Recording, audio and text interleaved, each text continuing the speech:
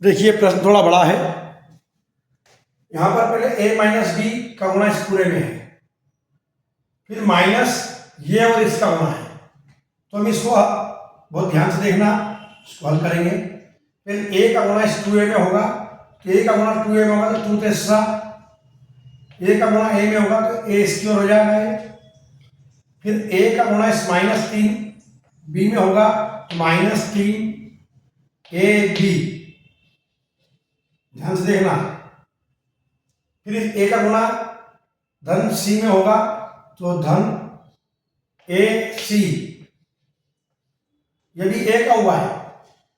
फिर अब b का होगा तो b का गुणा 2a में होगा तो ये भी धन का, ये भी धन का, धन 2ab, धन 2ab।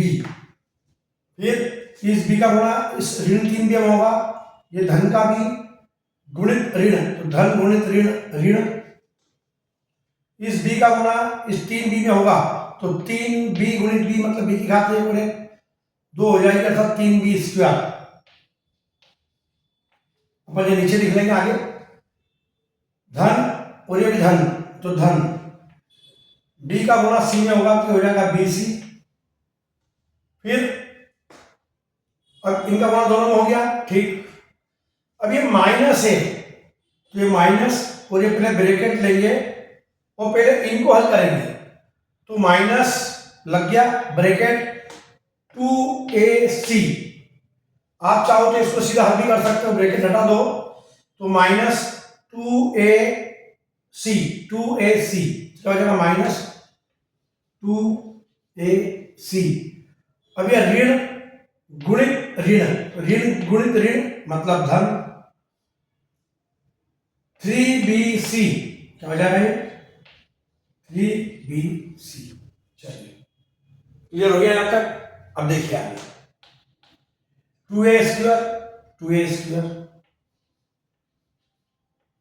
अब देखिए यहां आपका 3ab माइनस का धन 2ab और ab कहीं भी नहीं है, मतलब इस 2ab धन इस 3ab में से 2 घट जाएगा तो माइनस का बचेगा ab, ठीक है।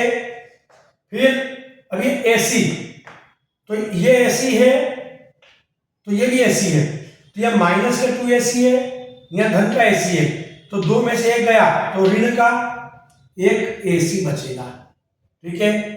अब ये ab निपट गया, ac निपट गया, अब ये bc बचा, तो धन का bc, ठीक है, और ये 3bc धन के 3bc और धन का 1 bc मिलकर क्या हो गया आपका 4bc।